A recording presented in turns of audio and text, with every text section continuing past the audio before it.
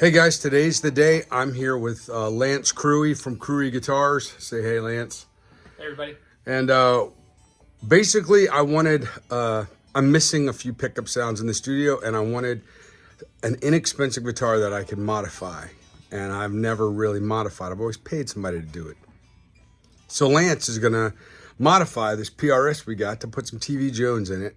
And basically the reason is because the pickups are really sterile, but I played some really expensive PRSs and I just didn't like them. And then this little bass model fell into my lap for pretty cheap. And so let's get started.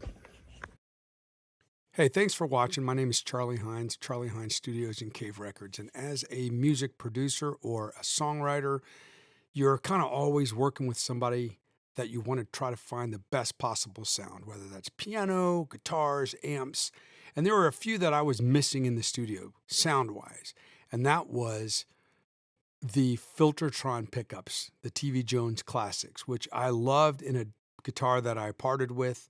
And I've had some really nice guitars over the year, the Duesenberg Little 59, a 91 Strat. I've had Vox amps, Mesa amps. I still have a lot of the amps.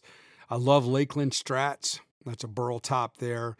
My 91 Strat with Lindy Fralin vintage hots in it.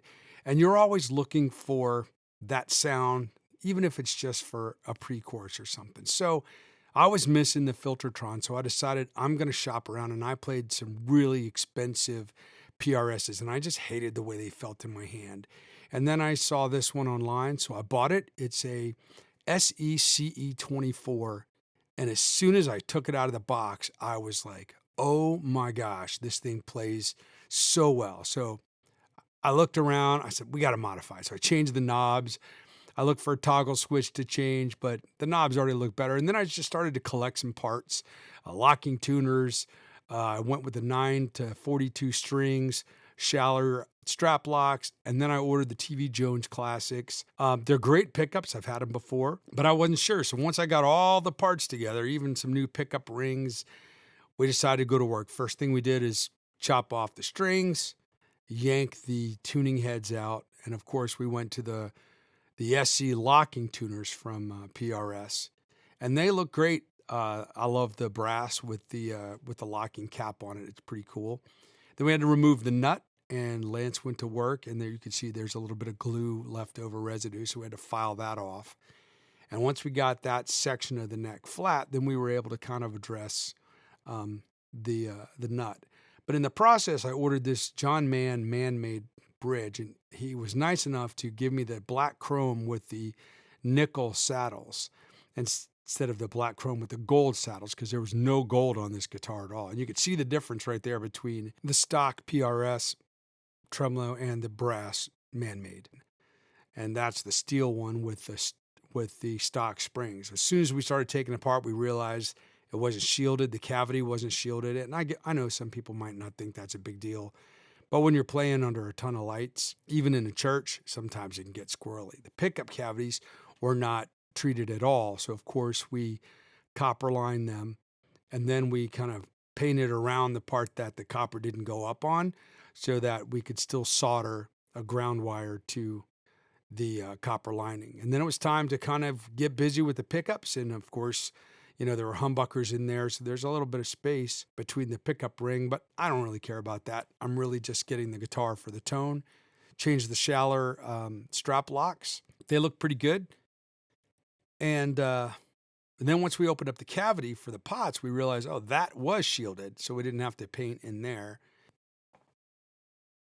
So there's the new tremolo installed with the new springs, the new pickup rings. And of course, if you're familiar with the Mystic color from Cobra, it looks great. And I couldn't be more thrilled with it. And Lance set it all up for me. His guitars are amazing, so this was a piece of cake for him.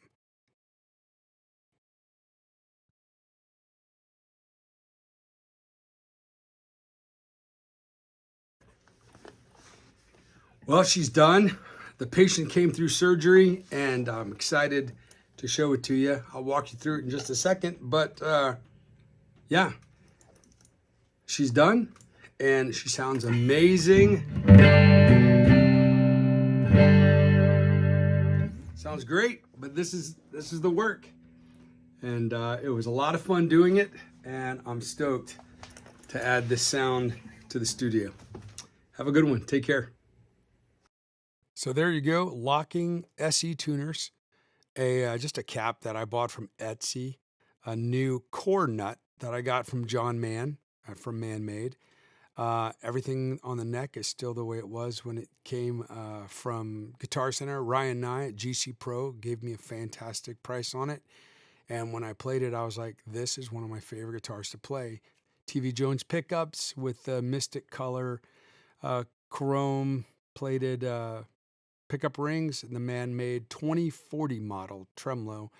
Some just different color, different knobs, just round knobs, not the big white or the plastic ones.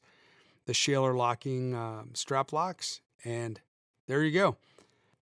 I couldn't be more thrilled. The guitar sounds great, and I'll catch up with you again when the PRS SE NF3 in orange arrives. We are going to modify that also with a man-made bridge. Obviously different color, depends, but we're going to put the black chrome La Prima Lawler Mini Humbuckers in that, all three of them. The cavity is big enough to hold those, so look forward to it. Thanks for watching.